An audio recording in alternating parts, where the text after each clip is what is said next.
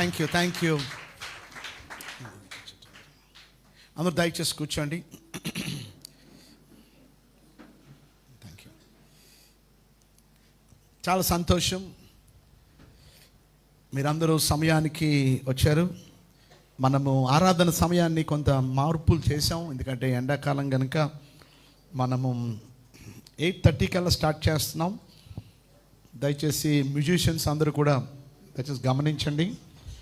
8:30 కల్లా మీరందరూ మీ ఆరాధనని ప్రారంభించాలని ప్రభుపేట మీకు మనవి చేస్తున్నాం. అలాగే వచ్చేవాళ్ళు కూడా ఉన్న సమయాన్ని దయచేసి మీరు సద్వినియోగం చేసుకోవాలని మనవి చేస్తున్నాం. చాలా సంతోషం. మీ పక్కన ఉన్న వారికి వందనాలు చెప్తారా ఒకసారి? ఒకరికొకరు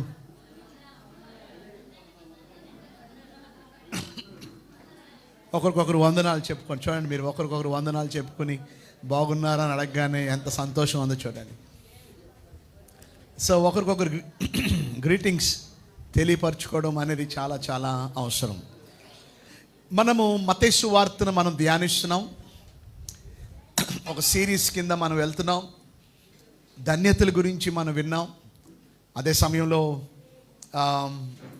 కొండ మీద ప్రసంగంలో ప్రభు మాట్లాడిన ఉప్పు గురించి కూడా మనం మాట్లాడాం. అదే సమయంలో ఇప్పుడు ప్రభు మాట్లాడుతూ 6వ అధ్యాయంలో ఉన్న కొన్ని విషయాల్ని మనం చూద్దాం. ఈ బైబిల్ గ్రంథాన్ని తెరిచి ఒకసారి మత్తయి సువార్త లైటింగ్ సరిగ్గా లేదు అందులో. మత్తయి సువార్త 6వ అధ్యాయము అందరూ తెరవండి. మత్తయి సువార్త 6వ అధ్యాయం 25వ వచనం నుండి చదువుకుందాం.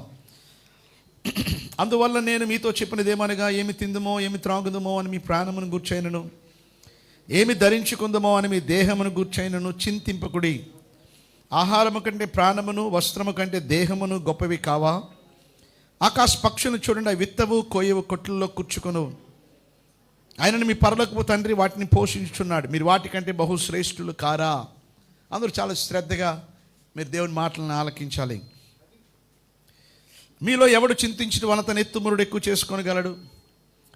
వస్త్రములను గురించి మీరు చింతింపనేలా? అడవి పువ్వులు ఎలా ఎదుగుచున్నవో ఆలోచించినవి కష్టపడవు, ఉడకవు. అయినను తన సమస్త వైభవంతో కూడిన సొలొమోను సైతం వీటిలో ఒకదాని వలన అలంకరింపబడలేదు. నేనుండి రేపు పొయ్యిలో వేయబడు అడవి గడ్డిని దేవుడు ఇలాగ అలంకరించిన ఎడల అల్ప విశ్వాసులారా, మీకు మరి నిశ్చయముగా వస్త్రము ధరింపజేయను కదా. కాబట్టి ఏమి తిందమో ఏమి త్రాగుదమో ఏమి ధరించుకుందామో అని చింతింపకుడి. అన్ని జనులు వీటన్నిటి విషయమే విచారింతురు.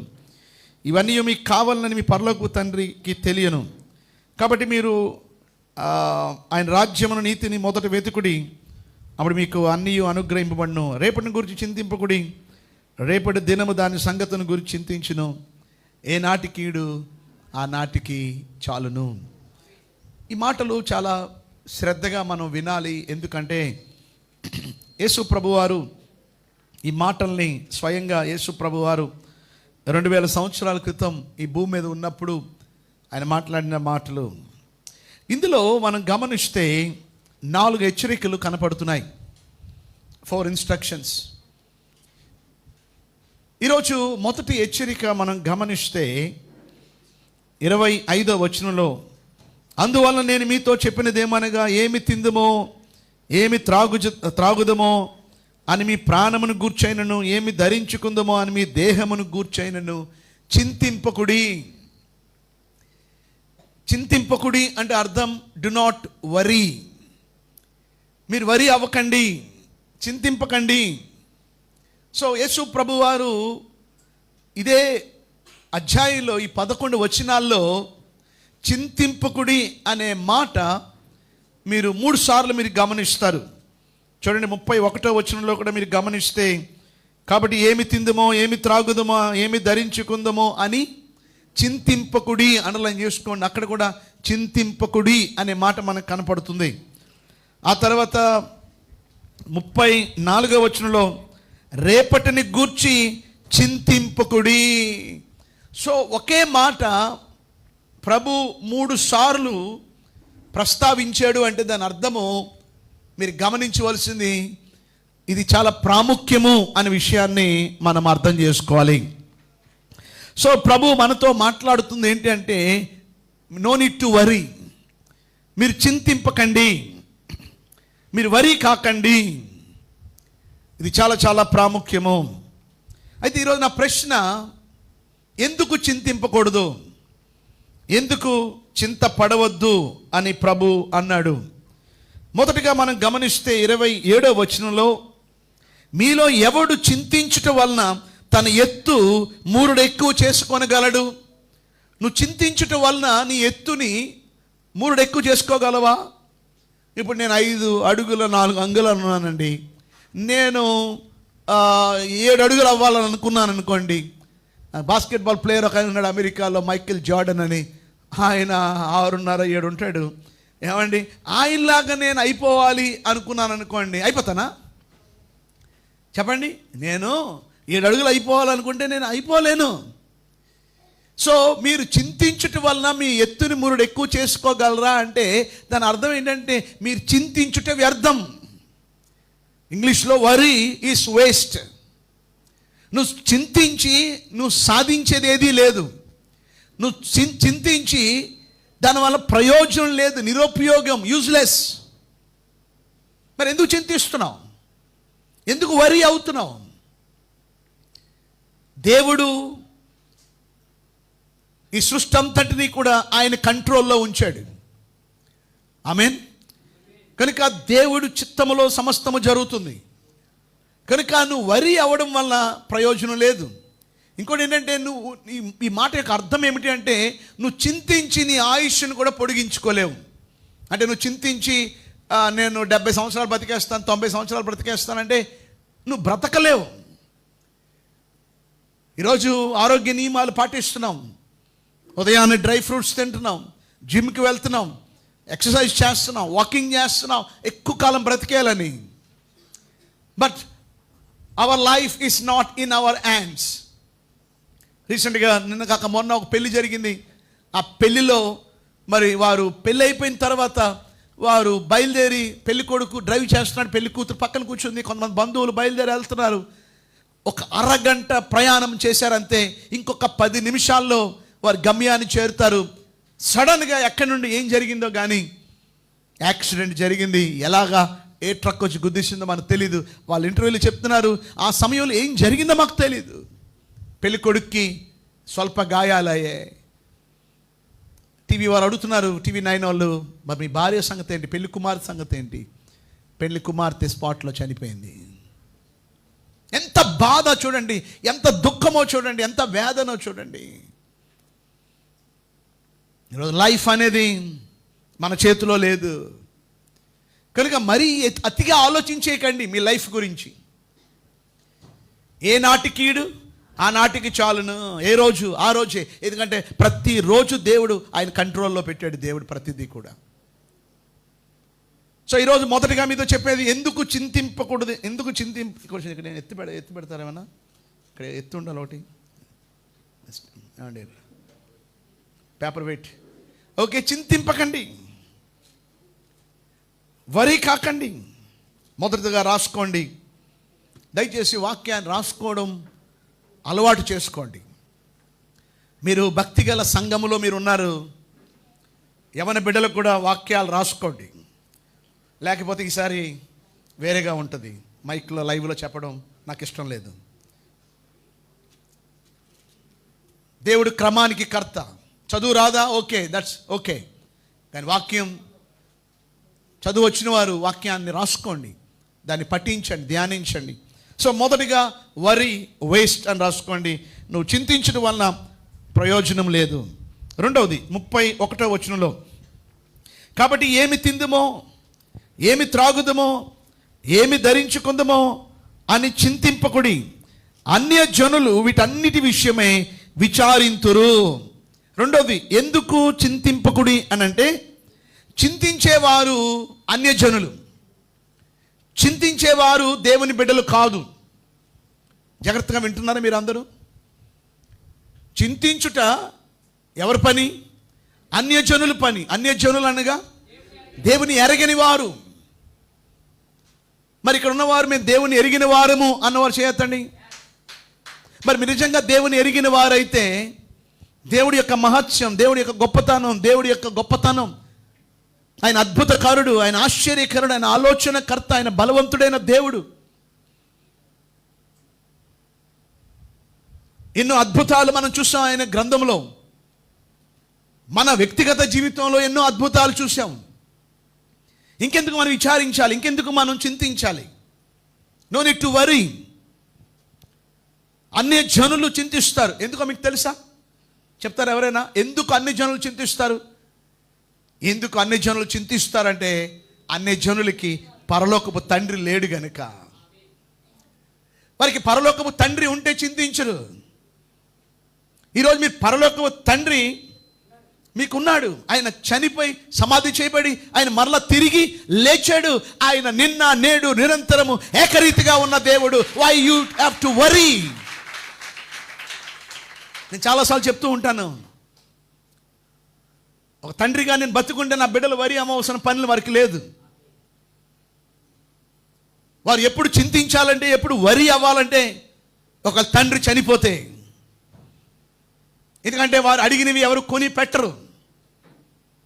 కానీ ఒక తండ్రిగా నేను బతుకుంటుండగా వారికి ఏ లోటు లేకుండా నేను చూసుకుంటాను. మరి మీకు మీ పరలోకపు తండ్రి బ్రతికున్నాడు అంటే, సజీవుడుగా ఉన్నాడంటే మీరెందుకు వరి అవ్వాలి?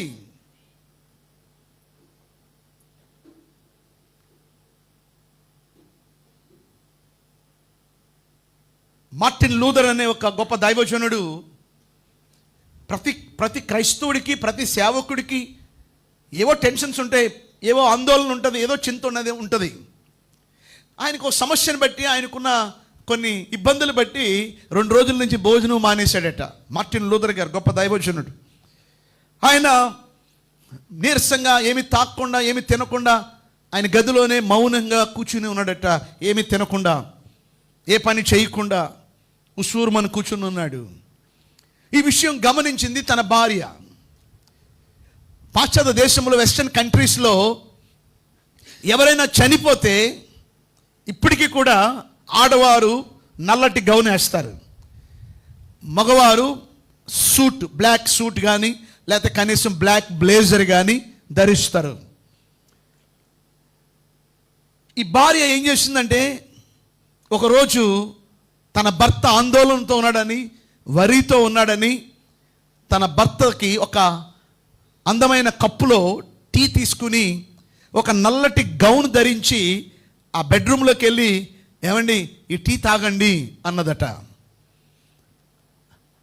ఆయన టీ తాగక ముందు వెంటనే ఆయన మంచం మీద నుండి లేచి ఆ నల్లటి గౌన్ చూడగానే, ఎవరు చనిపోయారు, ఎవరు చనిపోయారు? అప్పుడు ఆ మందంటే, కంగారు పడకండి, మన దగ్గర బంధువులు చనిపోయారు. అది ఎవరు చనిపోయారు? ఆ దగ్గర బంధువులు ఎవరు? యేసుప్రభు చనిపోయారండి. ఏమందండి? యేసుప్రభు చనిపోయారు, యేసై చనిపోయాడు. ఆయన వెంటనే లేచాడట.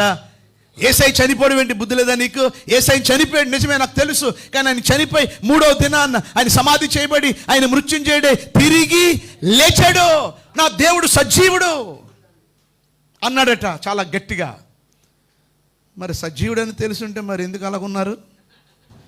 మీరు సజీవుడని తెలిస్తే మరి మీరు ఎందుకు అలా ఉసూరుమని ఉన్నారు? లేచి స్నానం చేసి టీ తాగండి. ఆయన వెంటనే పశ్చాత్తాపడి మోకరించి, యేసయ్యా నన్ను క్షమించు. ఎంత బుద్ధిహీనుడి నేను, ఎంత అజ్ఞాని నేను. ఒక అన్య జనుడిలాగా నేను చింతిస్తున్నాను, ఒక అన్య జనుడిలాగా నేను విచారంతో ఉన్నాను. వరి అనేది అందరికీ ఉంటుంది, నాకు ఉంటుంది. కానీ కొన్నిసార్లు మనం అన్య జనులుగా ప్రవర్తిస్తాం, దేవుని ఎరగని వారిగా ప్రవర్తిస్తాం, మనం దేవుని బిడ్డలు కాని వారిగా ఉన్నట్టుగా ప్రవర్తిస్తాం. ఎంత బాధాకరం! దాన్ని బట్టి ప్రభు ఎంతగా చింతిస్తాడు, ఎంతగా బాధపడతాడో ఒకసారి ఆలోచించండి. 3వది, ఎందుకు చింతింపకుడి అని ప్రభు అన్నాడు అంటే, ఇక్కడ 3 సార్లు ప్రభు మాట అన్నాడు.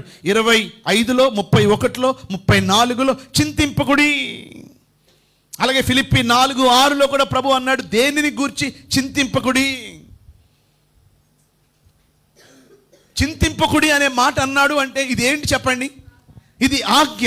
కొన్ని ఆజ్ఞలు చెప్పండి. ఇవన్నీ వద్దు, కొన్ని ఆజ్ఞలు. కొన్ని ఆజ్ఞల్లో నేను చెప్తాను వినండి. నరహత్య చేయకూడదు, అది ఆజ్ఞ. వ్యభిచరింపకూడదు ఆజ్ఞ. దొంగిలింపకూడదు ఆజ్ఞ. అలాగే ఆ కోవకు సంబంధించింది ఏమిటిది? చింతింపకూడదు. చింతింపకుడి చెప్పండి. నరహత్య చేయకూడదు, వ్యభిచరింపకూడదు, దొంగిలింపకూడదు, చింతింపకూడదు.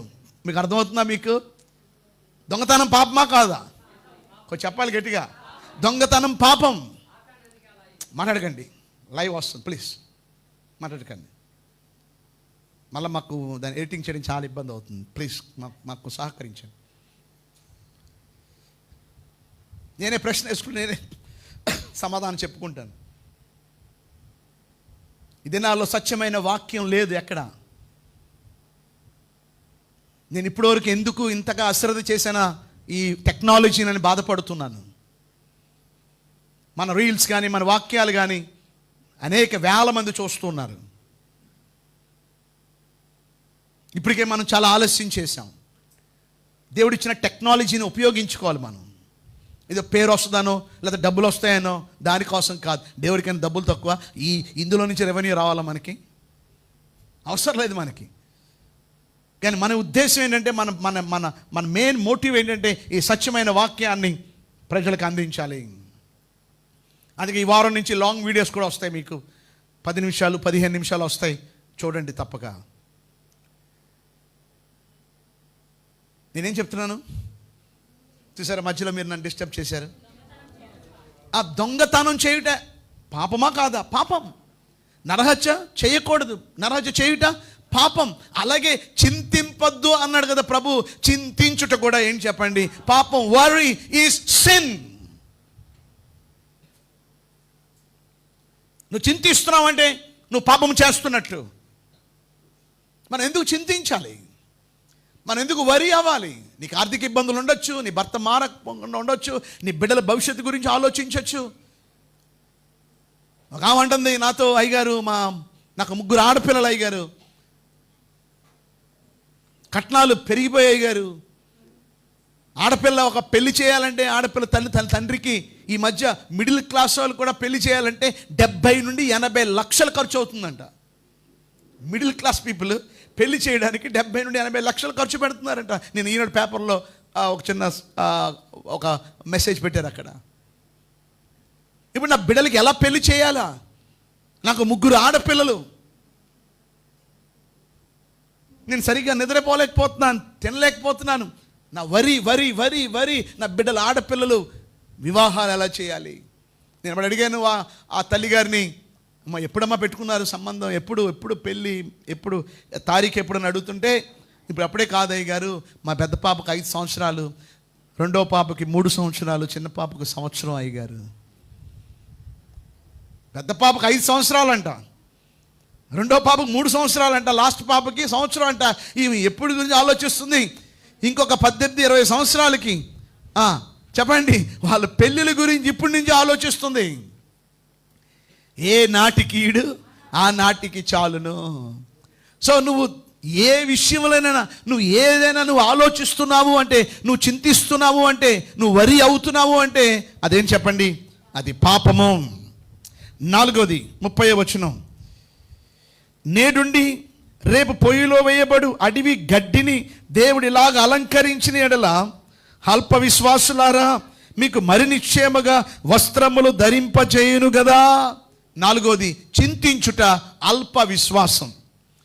నీలో అల్ప విశ్వాసం ఉన్నట్టు, నీలో చింత ఉంటే, అల్ప విశ్వాసం అంటే విశ్వాసం ఉంది కానీ లిటిల్ ఫెయిత్, లిటిల్ ఫెయిత్. నీలో ఉన్నది కొంచెం విశ్వాసం. ఈరోజు బైబిల్లో మీరు గమనిస్తే ప్రభు ఒక ఆమెను అన్నాడు, నీ విశ్వాసం చాలా గొప్పది అన్నాడు. ఆమె పేరు కనాను స్త్రీ.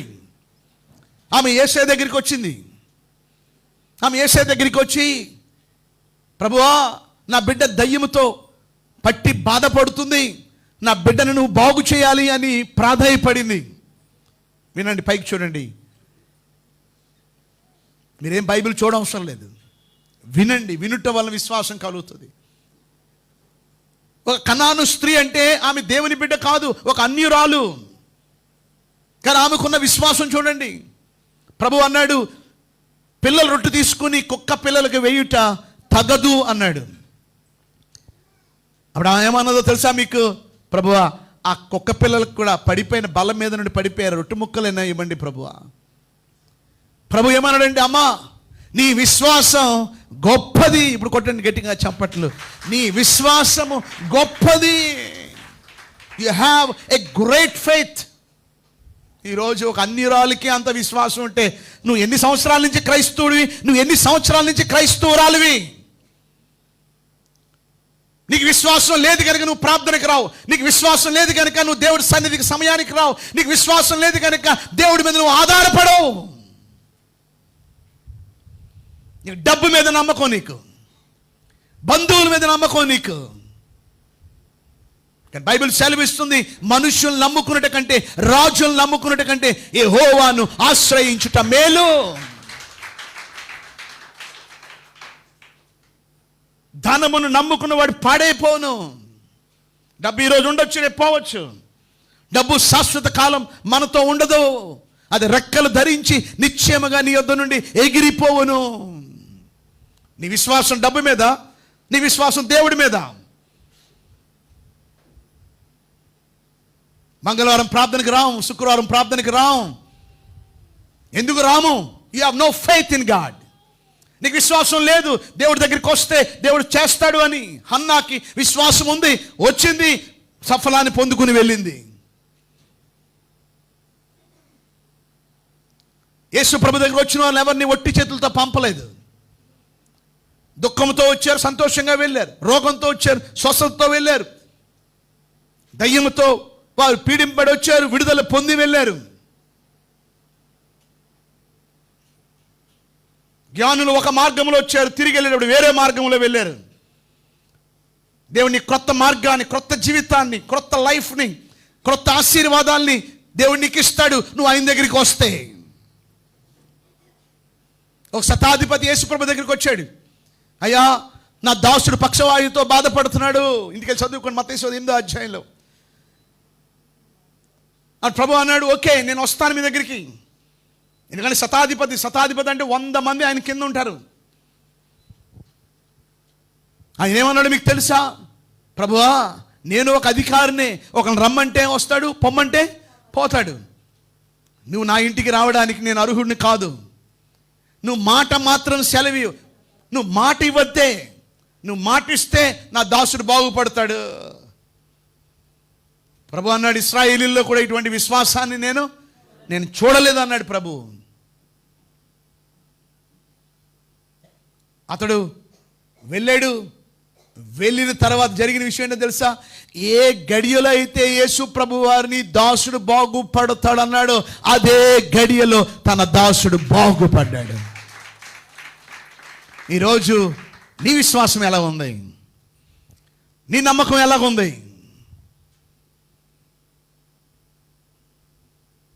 ఆమేన్. మొదటిది, చింతించడం వలన ప్రయోజనం లేదు, నిరుపయోగం. రెండోది, చింతించడం వలన అది అన్యజనుల పని. మూడోది, చింతించడం వలన నువ్వు పాపము చేస్తున్నావు. నాలుగోది, నువ్వు చింతించడం వలన నువ్వు అవిశ్వాసివి కానీ, నువ్వు అల్ప విశ్వాసము నీలో ఉన్నది కానీ నీలో నిజమైన విశ్వాసం లేనట్టు. ఐదోది, నువ్వు చింతించటం వలన నీ ఆరోగ్యాన్ని నీకు నువ్వే పాడు చేసుకుంటున్నావు. నీ ఆరోగ్యాన్ని నువ్వు డ్యామేజ్ చేసుకుంటున్నావు. ఈ దినాల్లో అనేక మంది చింత వలన దేవుడిచ్చిన ఆరోగ్యాన్ని పాడు చేసుకుంటున్నారు. ఆరోగ్యం పోతే మళ్ళా రాదు.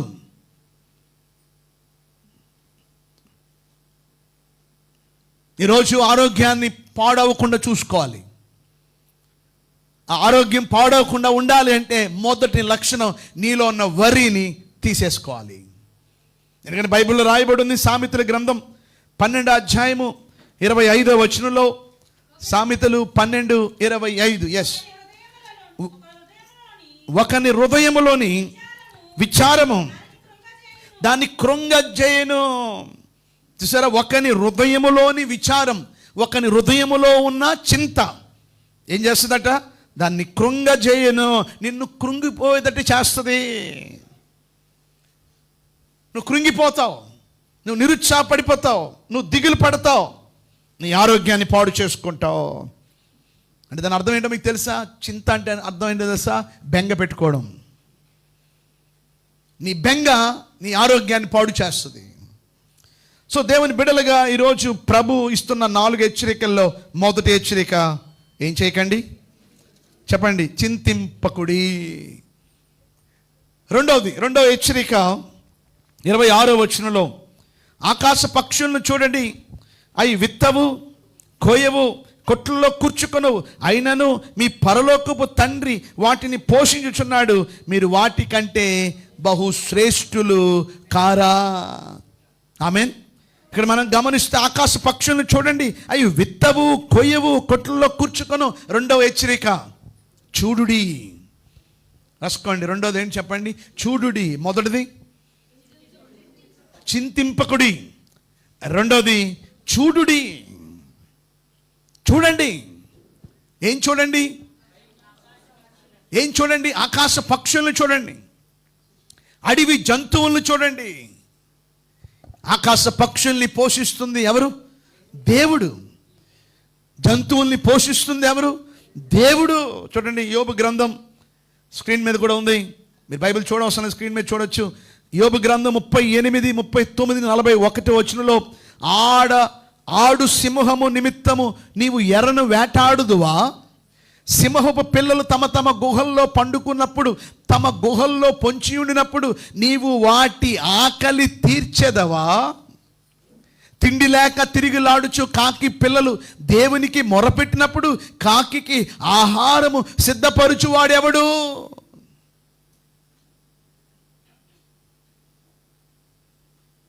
ఈరోజు మన పక్షులకి కానీ, ఈ ప్రపంచంలో పక్షులకి కానీ, జంతువులకు కానీ వాటి ఆకలిని తీర్చేది ఎవరు? గాడ్. సృష్టికర్త అయిన దేవుడు. మీరు వాటికంటే బహుశ్రేష్ఠులు కారా అంటున్నాడు. ఒకసారి ఆలోచించండి, ఊహించండి ఒకసారి.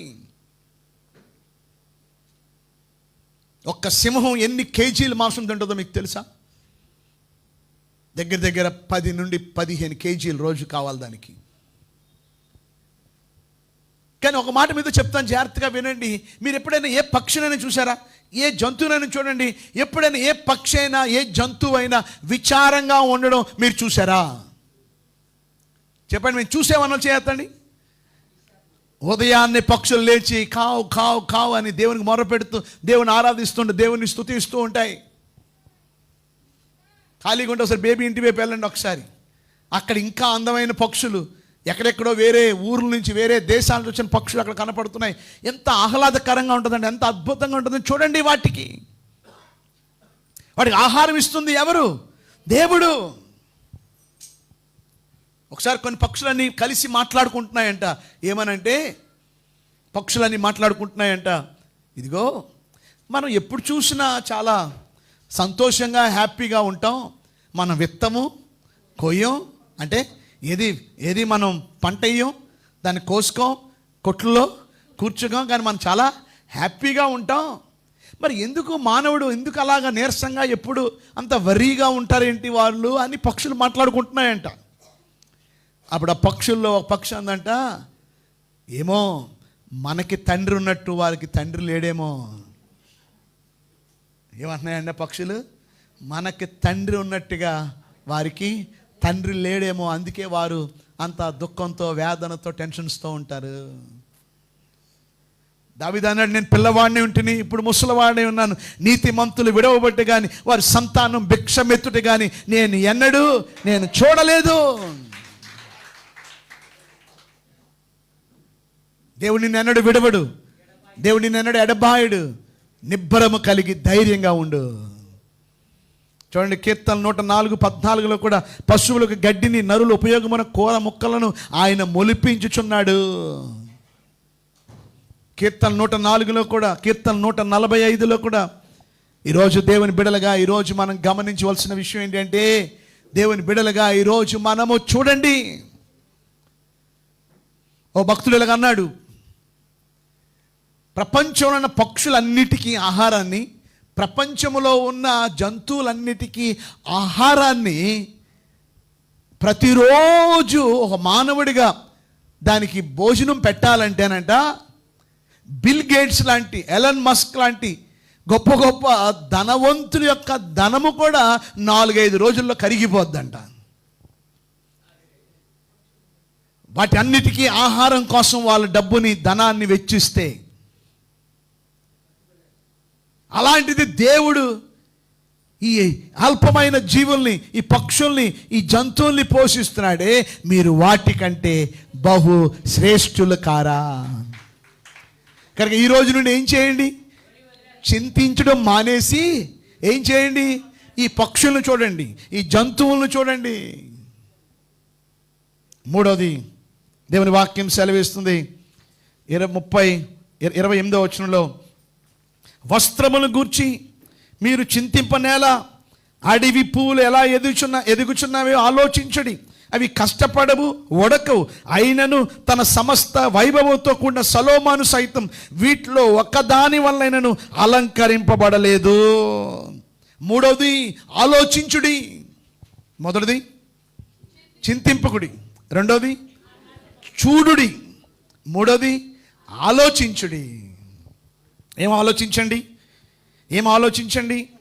వస్త్రమును గూర్చి మీరు చింతింపనేలా, అడవి పువ్వులు ఎలా ఎదుగుచున్నావో ఆలోచించడి. అవి కష్టపడు, వడకు, అయినను తన సమస్త వైభవంతో కూడిన సొలొమోను సైతము వీటిలో ఒక్కదాని వల్లను అలంకరింపబడలేదు. సొలొమోను ఎవరండి? Solomon the richest man in the world. ఆయన దగ్గర ఉన్నంత ధనం, ఆయన దగ్గర ఉన్నంత బంగారం కావచ్చు, ఆస్తి కావచ్చు, ఐశ్వర్యం కావచ్చు, మరి ఎవరి దగ్గర లేదు. కానీ ఆయన వేసే వస్త్రాలట ఎవరు ధరించేవాళ్ళు కదా, అంత విలువైన వస్త్రాలు ధరించేవాడట ఆ దినాల్లో. ఆయన వేసిన ఆభరణాలు ఎవరు ధరించేవారు కాదు. కానీ అతనికి కూడా లేదంటే అంత అలంకరణ ఈ అడవి పువ్వులకు ఉన్నట్టు. గట్టిగా చప్పట్లు కొట్టండి. నేడుండి రేపు పొయ్యిలో వేయబడి అడవి పువ్వుల్ని, దేవుడు ఈ మొక్కల్ని దేవుడు ఇంత అందంగా దేవుడు తయారు చేస్తే, అదే మన మీటింగ్లో మీకు చెప్పాను, ఒక్కసారి ఒక గులాబీ పువ్వు తీసుకోండి, ఎంత అందంగా ఉంటుందో ఆలోచించండి. దాని అంత అలంకరణ, అంత బ్యూటీ ఎవరిచ్చారు? దేవుడు ఇచ్చాడు. అదేమైనా బ్యూటీ పార్లర్కి వెళ్ళి ఏమైనా కోటింగ్ వేసుకుంటుందా? చెప్పండి. శుద్ధలు రాసుకుంటుందా? దానికి ఉన్న అందం, దానికి ఉన్న ఆ సౌందర్యం ఏదైనా తీసుకోండి. కుళ్ళు కాలంలో ఉంటుంది, ఈ పక్క కాలం ఉంది, అందులో ఉంటాయి. ఏంటవి? తామర పువ్వులు ఎంత అందంగా ఉంటాయి. ప్రతి మొక్క, ప్రతి పువ్వు ఒక రకమైన అలంకరణ. నేను భూటాన్ దేశం వెళ్ళినప్పుడు నేను అక్కడ ఒక అందమైన ఒక గులాబీ పువ్వు చూసినప్పుడు దాన్ని తెంపుతుంటే ఆ గైడ్ అంది, no no no no no no, మా భూటాన్ వారు ఏ పువ్వును కూడా తెంపరు, అది దేవుని సృష్టి, అది అలాగే ఉండాలి. మరి మా వాళ్ళు అన్నీ పిలకమే పెట్టుకుంటారండి జుట్లో. చెప్పండి, అన్ని తెంపేస్తారంటే మేము తెంపం. ఆ అందాన్ని మేము అలా చూస్తూ ఆహ్లాదంగా మేము స్మరిస్తామంతే. చూడండి, ఆ చెట్టుకి ఆ మల్లె పువ్వులకున్న వాసన. చెప్పండి, సన్నజాజులు, దానికి ఉన్న వాసన, ఒక్కొక్క దానికి ఒక్కొక్క రకమైన వాసన, స్మెల్. ఫ్రూట్స్ చూడండి, పాదుల్లోంచి వస్తుంది, మట్టిలోంచి వస్తుంది ఆ పుచ్చకాయ, కానీ అందులో ఓపెన్ చేస్తే అందులో నల్లగా ఉండదు. ఆ పుచ్చకాయ ఎలా ఉంటుంది? ఎర్రగా ఉంటుంది. దాని రంగు ఎక్కడి నుంచి వచ్చింది? చెప్పండి. మీరేమైనా కలర్ వేసారు అందులో? ఆ వాటర్ చూడండి, అందులో ఉన్న వాటర్ మీరేమైనా పంపు పెట్టారు అందులో? దాని టేస్ట్ చూడండి, దాని రుచి చూడండి, మాటల్లో వివరించలేంది. దేవుడు ఇంత అద్భుతంగా అలంకరించాడే, ఇంత అద్భుతంగా సృష్టించాడే. ఈరోజు మీరు చింతించడం మానేసి ఎవరిని గురించి ఆలోచించాలి? నీ సృష్టికర్త అయిన దేవుని గురించి నువ్వు ఆలోచించాలి. ఆమేన్, ఆమేన్. నీకే కష్టం వచ్చినా, నీకే బాధ వచ్చినా ఆలోచించండి. గాడిది 18 గంటలు కష్టపడుతుంది, కానీ అడవిలకు రాజు అయిన సింహం, మీకు ఒక విషయం తెలుసా? 18 గంటలు నిద్రపోద్ది. నేను అమెరికాలో కొలరాడో స్ప్రింగ్స్లో పెద్ద జూకి వెళ్ళినప్పుడు ఆ సింహం ఉదయం నుండి పడుకునే ఉంది అంటున్నాడు ఆ గైడ్. మరి ఎప్పుడు లేస్తుంది? రాత్రి ఎప్పుడో లేస్తుందండి. జస్ట్ అది లేచి వేటకి 6 గంటలు పరిమితం, అంతే. ఆ 6 గంటల్లో దానికి కావాల్సిన అన్ని సంపాదించుకుంటుంది, మళ్ళీ పడుకుంటుంది. అలాగని మిమ్మల్ని కూడా 18 గంటలు పడుకోమనట్లా. అంటే దానికి ఎటువంటి వరి దానికి లేదు. కానీ సింహం ఏమైంది? అడవులకు రాజు అయింది. దాని యాటిట్యూడ్ చూడండి, దాని స్వభావం చూడండి.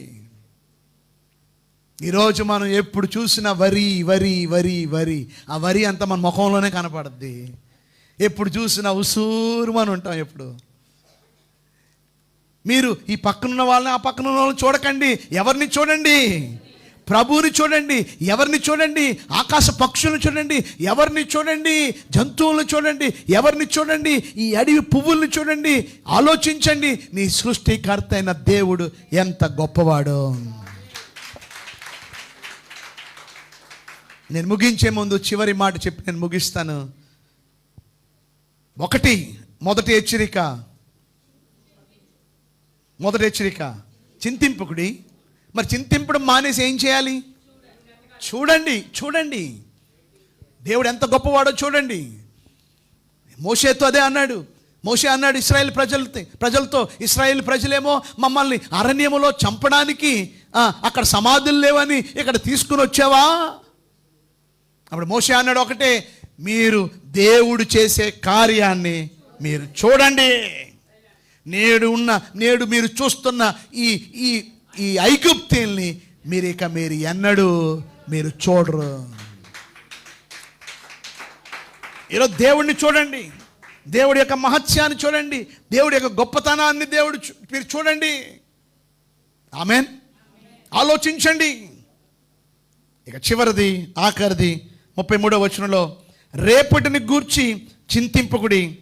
33, కాబట్టి మీరు ఆయన రాజ్యమును నీతిని మొదట వెతకుడి, అప్పుడు మీకు అన్నీ అనుగ్రహింపబడును. వెతకుడి. ఏం వెతకాలి?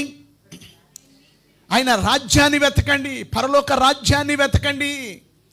మనం అంతా వెతుకుతున్నాం. ఏం వెతుకుతున్నాం? ఈ భూలోకాన్ని వెతుకుతున్నాం. ఈ భూలోకంలో ఎలా బాగుపడాలి, ఎలా సంపాదించుకోవాలి, ఎలా గొప్పవాళ్ళు అవ్వాలి, తప్పులేదు. కానీ ఈ భూలోకంలో పడిపోయి మీరు పరలోక రాజ్యాన్ని మర్చిపోతున్నారేమో.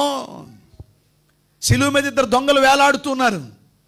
అందులో ఒక దొంగ అంటాడు, నువ్వు నిజంగా దేవుని కుమారుడు అయితే నువ్వు కిందకి దిగు, మమ్మల్ని కూడా దింపు.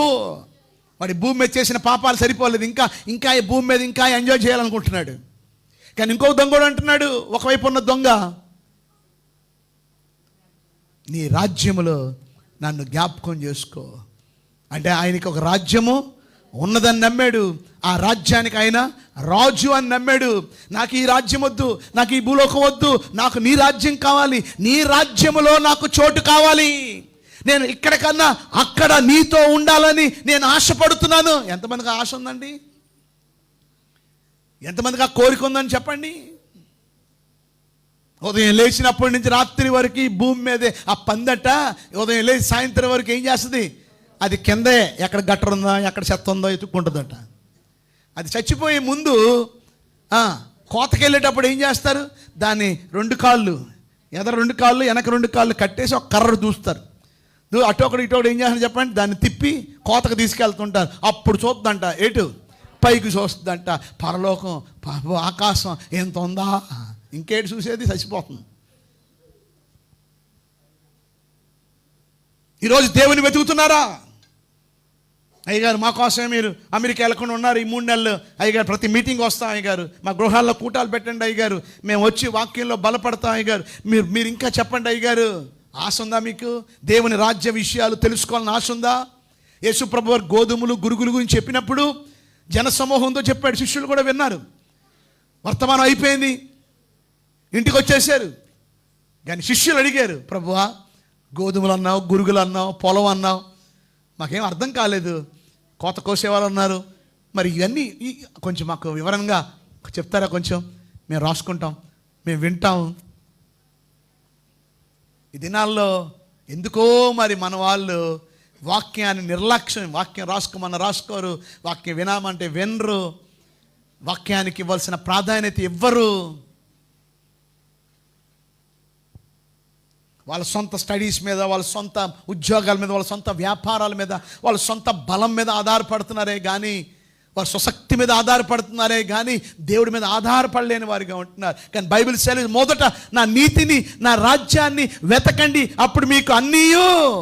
మొదట చెప్పండి, ఏం చెప్పండి? చెప్పండి ఫస్ట్ అనండి. ఏం చెప్పండి? ఫస్ట్. ఏం వెతకాలి? ఫస్ట్ అంటే నీతి రాజ్యాన్ని వెతకడం అంటే చూడండి, అపోస్తుల కార్యాలు 16:31 రాసుకోండి. మొదటగా వెతకడం అంటే బిలీవ్ ఇన్ జీసస్, యేసు ప్రభుని నమ్మాలి. ఇది మొదటి పని. నీ చింత పోయి నీకు దేవుడు నెమ్మదినివ్వాలంటే, దేవుడు నిన్ను ఆశీర్వదించాలంటే నీ జీవితంలో మొదటిగా ఆయన్ని నమ్మాలి, ఆయన యందు విశ్వాసం ఉంచాలి. ఇది ప్రప్రదంగా మొదటగా నువ్వు చేయవలసిన పని. నువ్వు ఆయన నమ్ముతున్నావు అంటే దాని అర్థం ఆయన రాజ్యాన్ని వెతుకుతున్నావు. అది ఆ రాజ్యాన్ని వెతకడం అంటే ఏంటి? ఆయన రాజ్యాన్ని వెతకడం అంటే నమ్మడం. ఆ దొంగ నమ్మాడు, ఆయనకు ఒక రాజ్యం ఉన్నదని నమ్మాడు, ఆ రాజ్యానికి మార్గం యేసయ్యని నమ్మాడు. మనం తప్పు చేశాం, ఇది శిక్ష మనకు సమంజసమే, కానీ నేనే తప్పు చేయలేదు, ఆయన నీతిమంతుడు, ఆయన పరిశుద్ధుడు అని నమ్మాడు. నువ్వు నమ్ముతున్నావా యేసు ప్రభు దేవుడని, ఆయన రక్షకుడని, ఆయన నీ పాపాల నిమిత్తం, నా పాపాల నిమిత్తం ఆయన మరణించాడని, సమాధి చేయబడ్డాడని, తిరిగి లేచాడని మీరు నమ్ముతున్నారా? ఇంకా దేవుడి మీద విశ్వాసం లేదు. చాలా అన్ని జనులుగా గాల్లో దీపం పెట్టి దేవుడు అంటే అవుద్దా? బిలీవ్ ఇన్ జీసస్, యేసు ప్రభు మీద నమ్మకం పెట్టుకోండి. వాడు ప్రార్థన చేయడానికి కొండెక్కాడట, కానీ తిరిగి కింద దిగేటప్పుడు దారి తెలియట్లేదు. మధ్యాహ్నం వెళ్ళిపోయి 3 గంటలకి ప్రార్థన చేయడానికి, కానీ దిగేటప్పటికి అది అమావాస్య రోజు, దారి కనపడలేదు. ఆఖరికి మెల్లమెల్లగా ఎలాగో కొండ నుంచి కింద దిగాలి కదా, దిగుతున్నాడు. మెల్లగా దిగుతూ ఉంటుండగా చాలా మటుకు దిగిపోయాడు. అనుకోకుండా ఒక రాయి మీద వేసాడు, ఆ రాయి స్లిప్ అయిపోయింది, అంత పై నుంచి కిందకి జారిపోయాడు. వెంటనే బాబోయ్ బాబోయ్ బాబోయ్ అనుకుని కేకలేస్తుండగా ఒక చెట్టు కొమ్మ ఒకటి దొరికిందంట. ఆ కొమ్మటుని వేలాడుతున్నాడు. సో ఇప్పుడు వరకు ఎవరికి ప్రార్థన చేశాడు? యేసయ్యకి ప్రార్థన చేశాడు. అందువల్ల ఇప్పుడు మళ్ళీ యేసయ్యకి ప్రార్థన, ప్రభువా నేను ఈ కొండెక్కింది నీకు ప్రార్థన చేయడానికి, ప్రభువా నేను నిన్ను నమ్ముతున్నాను, నన్ను ఎలాగైనా బ్రతికించు, నన్ను ఎలాగైనా రక్షించు, నాకు నువ్వే దిక్కు అని ప్రార్థన చేయడం మొదలు పెట్టాడట. ఏం పట్టుకుని? ఆ కొమ్మను పట్టుకుని. దేవుడు ఒక మెల్లని స్వరంతో మాట్లాడుతున్నాడు అంట. ఆయన పేరు సమూయేలు. సమూయేలు, అవును ప్రభా నేనే ప్రభా, నా పేరే సమూయేలు. నువ్వు పట్టుకున్న కొమ్మని విడిచిపెట్టు, నువ్వు పట్టుకున్న కొమ్మని వదిలిపెట్టు అనే మెల్లని స్వరం వినపడుతుందంట. అప్పుడు వెంటనే ఆయన అన్నాడట, ప్రభువా ఈ కొమ్మను వదిలేస్తే నేను చచ్చిపోతాను ప్రభువా, నన్ను బ్రతికించు ప్రభువా, ఇంకా నీ సేవ చేసుకుంటాను, నన్ను రక్షించు ప్రభువా అని మరలా మొదలెట్టాడండి ప్రార్థన. మరలా అదే మెల్లని స్వరం, నా కుమారుడా నువ్వు పట్టుకున్న కొమ్మని వదిలిపెట్టు. ప్రభువా ఈ కొండ మీదకి వచ్చింది ప్రార్థన చేయడానికి, నన్ను త్వరగా నీ రాజ్యంలో తీసుకెళ్ళడానికా ప్రభువా? సరే ప్రభువా అని ఇక యేసు ప్రభుకి ప్రార్థన చేయడం మానేసాడట. ఇక ఎవరైనా ఉన్నారా దేవుళ్ళు అన్నవారు, నన్ను రక్షించండి బాబు అన్నాడట. నన్ను ఎవరైనా కాపాడే వాళ్ళు ఉన్నారా అని అడిగాడట. ఎవరు మాట్లాడలేదు, ఏ స్వరం వినపడలే. పాప అలాగే వేలాడుతున్నాడు రాత్రంతా కూడా. ఉదయం అయింది, చీకటి అయింది, కొంచెం తెల్లారింది, మెల్లమెల్లగా తెల్లారుతుంది. ఎలాగో దేవుడు సహాయం చేయలేదు. కనీసం ఉదయానని ఈ గొర్రెలు మేకలు మేపేవాళ్ళు వస్తుంటారు కొండ మీదకి, వారైనా నన్ను కాపాడుతారేమో అని ఇప్పటి వరకు పైకి చూసిన వ్యక్తి ఆ వెలుతురు మెల్లమెల్లగా వచ్చింది కదా, కొంచెం ఆ వెలుతురులో కిందకు చూశాడట. కిందకు చూడగానే ఎవరు సహాయం అడగకుండా నా కొమ్మను వదిలిపెట్టి దూకేశాడట. ఎందుకో మీకు తెలుసా? ఎందుకంటే ఇతడు ఆ చెట్టు కొమ్మ పట్టుకున్నాడు చూసారా, ఆ కొమ్మకిని భూమికిని 2 అడుగుల ఎత్తులో ఎలాడుతున్నాడట. ఎన్ని అడుగుల ఎత్తులో? 2 అడుగుల ఎత్తులో ఎలాడుతున్నాడట. సో ఇప్పుడు చూశాడు, కళ్ళుతో దూకేశాడు. కానీ దేవుడు ఏం చెప్పాడు? రాత్రే దూకేరా అన్నాడు దేవుడు. రాత్రే కొమ్మను వదిలిపెట్టారా అన్నాడు. కానీ వదిలిపెట్టాడా? ఈరోజు మనం ప్రార్థన చేస్తాం కానీ దేవుడు వదిలిపెట్టాం. మనం ఆచారాలు వదిలిపెట్టాం, సంప్రదాయాలు విడిచిపెట్టాం, పాపాన్ని విడిచిపెట్టాం. దేవుడి మీద పరిపూర్ణమైన నమ్మకం మనం కలిగి ఉండం. అటు ఉంటాం, ఇటు ఉంటాం. నువ్వు వెచ్చగానే నుండు, చల్లగానే నుండు, నులువెచ్చగా ఉండద్దు. నువ్వు నులువెచ్చగా ఉంటే నా నోటి నుండి ఉమ్ము వేయని ఉద్దేశించుచున్నాను అన్నాడు ప్రభు. ఈరోజు నీ చింత పోయి నీ జీవితంలో దేవుడు కార్యాలు చేయాలంటే మొదటిది ఏం చేయాలి? నమ్మాలి. You have to believe in Jesus. రెండోది మీరు గమనిస్తే, ఈ రెండో దానికి వెళ్ళక ముందు రెండో మాట చూద్దాం ఒకసారి. చూడండి ఒకసారి దేవుని యొక్క వాక్యంలో కీర్తన గ్రంథం 5వ అధ్యాయం 3వ వచనం చూడండి ఒకసారి. కీర్తన గ్రంథం 5వ అధ్యాయము 3వ వచనం. ఇక్కడ లేదు ఏమండి? కీర్తన గ్రంథం 5వ అధ్యాయము 3వ వచనం చూడండి ఒకసారి. యెహోవా ఉదయమున నా కంఠస్వరము నీకు వినబడును. ఉదయాన్నే నా కంఠస్వరము నీకు అంటే దాని అర్థం మన దినచర్యను దేంతో ప్రారంభించాలి? చెప్పాలి అందరూ. దేంతో ప్రారంభించాలి? ప్రార్థనతో ప్రారంభించాలి. నువ్వు ప్రార్థనతో ప్రారంభిస్తున్నావు అంటే నువ్వు దేవుడికి మొదటి స్థానం ఇస్తున్నావు, రెండో స్థానం ఇస్తున్నావా? చెప్పాలి అందరూ. నువ్వు దేవుడికి మొదటి స్థానం ఇస్తున్నావు. మొదట నీతిని, రాజ్యాన్ని వెతకండి, అప్పుడు మీకు అన్నీ అనుగ్రహింపబడును. ఉదయం లేవగానే మీరేం చేస్తున్నారు? ప్రార్థన చేయడం మానేసి ఫోన్ చూస్తున్నారు. ఈమెయిల్స్ ఏమొచ్చాయో, మెసేజ్లు ఏమొచ్చాయో, ఎంతమంది లైకులు కొట్టారో మన పోస్ట్కి, ఇవి చూసుకుంటున్నావే తప్ప నీ దినచర్య ప్రార్థనతో ప్రారంభిస్తున్నావా? సో మొదటి స్థానం దేవునికి ఇవ్వడం అంటే ప్రార్థనతోనూ ప్రారంభించాలి. ఇది రెండోది. మూడోది రాసుకోండి. First day of the week అనగా వారములో మొదటి రోజు ఎవరికి ఇవ్వాలి? దేవునికి ఇవ్వాలి. మొదటి రోజు దేవునికి ఇవ్వాలి. చెప్పండి. వారం వారం వారం చెప్పండి. వారాలు చెప్పండి. చాలామంది మండే ట్యూస్డే అంటే మండే ట్యూస్డే అనకూడదు. Sunday, Monday, Tuesday, Wednesday, Thursday, Friday, Saturday అనేది 7వ రోజు. ఆదివారం అనేది మొదటి రోజు. సో మొదట ఆయన నీతి రాజ్యాన్ని వెతకడం అనగా మొదటి రోజు నీ వ్యాపారానికో, నీ ఉద్యోగానికో, నీ పనికో కాదు. కొంతమంది అంటున్నారు డ్యూటీ అండి, అందుకేనండి నేను రాలేకపోతున్నాను, నాకు చుట్టాలు ఉన్నారండి, వాళ్ళు వచ్చారండి, అందుకేనండి. No no no no no నువ్వు దేవుణ్ణి అగౌరవపరుస్తున్నావు. నీ ఇష్టం. నువ్వు ఆదివారం నిర్లక్ష్యంగా ఉంటే నువ్వే దేవుడికి తీర్పులోకి రావాలి. నువ్వు కొంతమందికి ఎంత చెప్పండి వాళ్ళు వినరు. కానీ బైబిల్ ఏం సెలవిస్తుంది? మొదట నా నీతిని, నా రాజ్యాన్ని వెతకండి, అప్పుడు మీకు అన్నీ అనుగ్రహింపబడును. మొదటగా అనగా అర్థం ఆదివారం డెడికేటెడ్ ఫర్ గాడ్, దేవుడి కోసం డెడికేట్ చేసేయాలి. ఇది మూడోది. నాలుగోది మనం గమనిస్తే దేవుని వాక్యం